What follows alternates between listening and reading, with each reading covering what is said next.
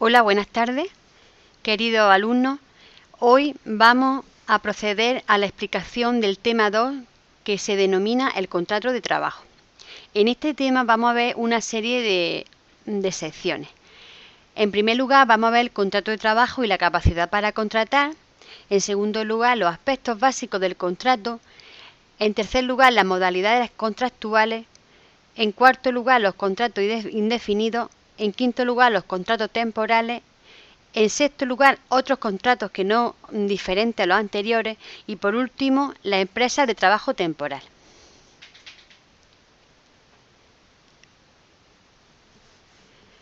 El contrato de trabajo. El contrato de trabajo y la capacidad para contratar. Vamos a proceder a explicar y a lo que es el contrato de trabajo. Un contrato de trabajo es un acuerdo entre el empresario y el trabajador mediante el cual el trabajador se compromete voluntariamente, y esto es un tema muy importante, siempre se procede de manera voluntaria a prestar unos servicios y a someterse al poder de organización y dirección del empresario, y siempre a cambio de una remuneración, independientemente de que la empresa marche bien o mal. ¿Esto qué quiere decir? Que aunque la empresa en un principio tenga pérdidas, el empresario está obligado a pagar la remuneración al trabajador como se estipule, a final de mes o de otra manera. ¿Quién tiene capacidad contractual? Por lo tanto, ¿quién puede firmar un contrato? Pues en un principio el contrato de trabajo se firma por el trabajador y el empresario o el representante legal de la empresa. ¿Quién puede ser? Para ser trabajador y poder firmar un contrato de trabajo es necesario ser una persona física y tienen que reunir una serie de requisitos. En primer lugar, se debe ser mayor de edad, es decir, tener más de 18 años cumplidos. La segunda condición puede ser una persona que tenga 16 o 17 años y contar con la autorización de los padres. Y por último, también pueden firmar un contrato aquellas personas que están emancipadas. Excepcionalmente se permite trabajar a menores de 16 años, por ejemplo, en espectáculos públicos, ya sea en teatro, en televisión, en los circos, y siempre y cuando tenga un permiso de la autoridad laboral para cada uno de los espectáculos en los que intervenga, que no suponga un peligro para su salud física y no suponga un riesgo para su formación profesional y humana. ¿Quién puede celebrar un contrato en calidad de empresario? Pues puede firmar un contrato en calidad de empresario, en primer lugar, una persona jurídica, en segundo lugar, una persona física, ya sea que sea mayor de edad o emancipada, y en tercer lugar, una comunidad de bienes. ¿Cómo puede ser la forma del contrato? Vamos ahora mismo a hablar de los aspectos básicos del contrato. En primer lugar, es la forma del contrato. Cuando hablamos de la forma del contrato, hablamos de dos formas.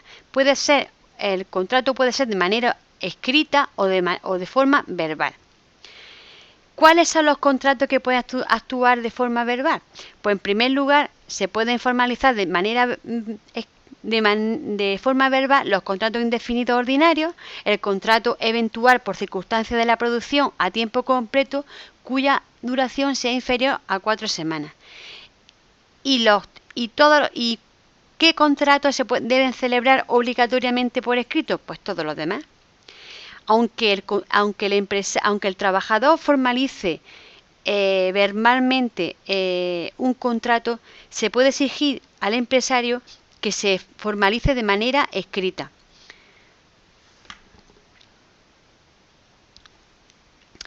¿Cuáles son los elementos esenciales del contrato? Pues en este apartado debemos ver que hay una serie de partes muy importantes que deben aparecer en los contratos de trabajo. Las partes que forman el contrato, los elementos temporales, el lugar de trabajo, la categoría o el grupo profesional, el salario, las vacaciones, los plazos de preaviso y el convenio colectivo al que se acoge la relación laboral. En primer lugar, ¿cuáles son las partes del contrato? En este caso, se tiene que identificar claramente quién es el trabajador y quién es el empresario. ¿Cuáles son los elementos temporales del contrato?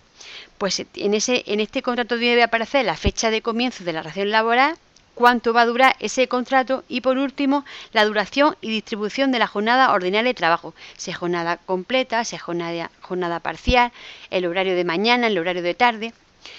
¿Cuál es la tercera parte esencial del contrato? ¿Dónde se va a realizar el trabajo? El lugar del trabajo. Pues en el contrato debe aparecer cuál es el domicilio social de la empresa, dónde tiene el centro de trabajo el trabajador, es decir, dónde va a prestar su servicio habitualmente y si en el caso del que el trabajador preste su servicio en varios centros de trabajo, deberán hacerse constar estas circunstancias. También debe aparecer en el contrato, y es muy importante, la categoría o el grupo profesional del puesto de trabajo que va a ocupar el trabajador, o una descripción del contenido específico del trabajo, es decir, aquellas funciones que va a realizar el trabajador. En principio también tiene que aparecer el salario. Puede aparecer el salario base inicial, los complementos salariales que va a cobrar el trabajador y la periodicidad de su pago, es decir, cómo se le va a pagar al trabajador. También debe estipularse las vacaciones, cuál va a ser la duración de las vacaciones, la atribución y la distribución entre los trabajadores. Muy importantes son los plazos de preaviso. Tanto trabajador como empresario debe de respetar unos plazos para poner fin al contrato. Y por último, debe aparecer el convenio colectivo que se va a aplicar a esta relación laboral.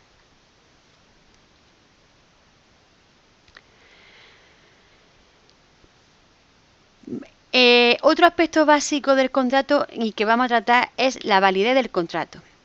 El trabajador debe firmar siempre el contrato de trabajo con esto lo que se indica es que está conforme con la relación acordada, es decir, está conforme con lo que se estipula en ese contrato de trabajo. En el caso de que haya alguna cláusula abusiva o con fraude de ley, nunca se perjudicará al trabajador y se considerará como no puesta. ¿Cuáles son las obligaciones de la empresa? Por un lado, hay que entregar una copia del contrato al trabajador. En segundo lugar, hay que entregar una copia básica a los representantes de los trabajadores para que lo firme. Y por último, existe la obligación de comunicar y entregar a la oficina de empleo en el plazo máximo de 10 días hábiles desde la celebración del contrato una copia del mismo y la copia básica firmada por los representantes de los trabajadores. Y esta comunicación será obligatoria independientemente de que el contrato se celebre por escrito o de palabra. Vamos a ver a continuación las modalidades contractuales. ¿Cuáles son los contratos indefinidos? ¿Cuáles son los contratos temporales? ¿Cuáles son los contratos indefinidos? Pues en un principio esto hay que siempre estar pendiente de la legislación laboral y que en los últimos años ha sido muy cambiante. Los contratos indefinidos actuales son el contrato indefinido ordinario, el contrato de fomento de la contratación indefinida, el contrato de trabajo por tiempo indefinido de apoyo a los emprendedores y por último el contrato de trabajo fijo discontinuo. Y los contratos temporales se dividir más o menos en dos partes. Por un lado están los contratos formativos, que dentro de esta especialidad hay dos tipos de contratos.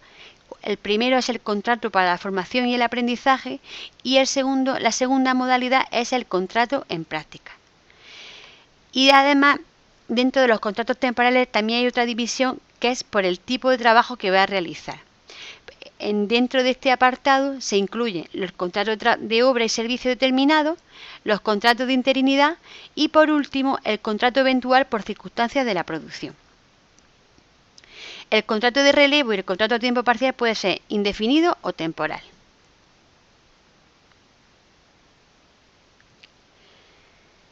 ¿Cuál es el contrato indefinido ordinario? ¿Cuáles son las características de este contrato? Pues probablemente sea el más sencillo.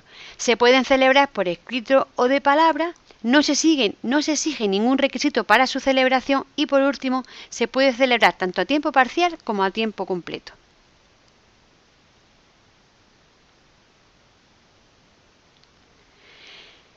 Existe otra modalidad, el contrato de fomento a la contratación indefinida, que es una manera es un contrato que lo que está es incentivando la contratación indefinida y se concede a la empresa una bonificación en la cuota de la que pagan a la Seguridad Social por cada trabajador contratado.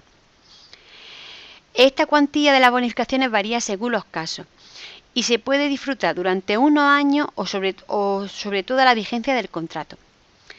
Y la bonificación se aplica a ciertos colectivos, por ejemplo, a mujeres víctimas de violencia de género doméstica, a personas que tienen la condición de víctimas de terrorismo que está acreditado, a trabajadores en riesgo de exclusión social y personas con una discapacidad igual o superior al 33% o con una incapacidad permanente. También existen bonificaciones por transformar los contratos para la formación y aprendizaje en contratos indefinidos. Siempre estos contratos se harán en empresas con menos de 50 trabajadores y contratos temporales celebrados con personas con una discapacidad igual o superior al 33% o una incapacidad permanente. Y por último, vamos a ver el contrato indefinido de apoyo a los emprendedores. Este es un contrato nuevo que se crea en el año 2012, lo que pretende facilitar el empleo estable y potenciar la iniciativa empresarial. Solo se podrá realizar estos contratos mientras en España no se sitúe por debajo del 15% de desempleo. Y solo podrán realizarlo las empresas que tengan menos de 50 trabajadores. La jornada puede ser tanto a tiempo parcial como a tiempo completo. La forma siempre tiene que ser por escrito y además existe un modelo oficial para formalizarlo. La duración del periodo de prueba será 1 año. Habrá una serie de incentivos y también tendrá una serie de limitaciones.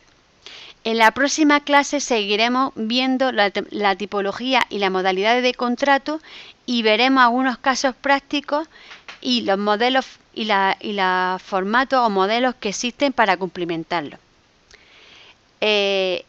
Repasar los ejercicios de la página 25 y el próximo día haremos una recapitulación y un resumen de lo que hemos visto hoy. Damos por finalizada esta sesión. Buenas tardes.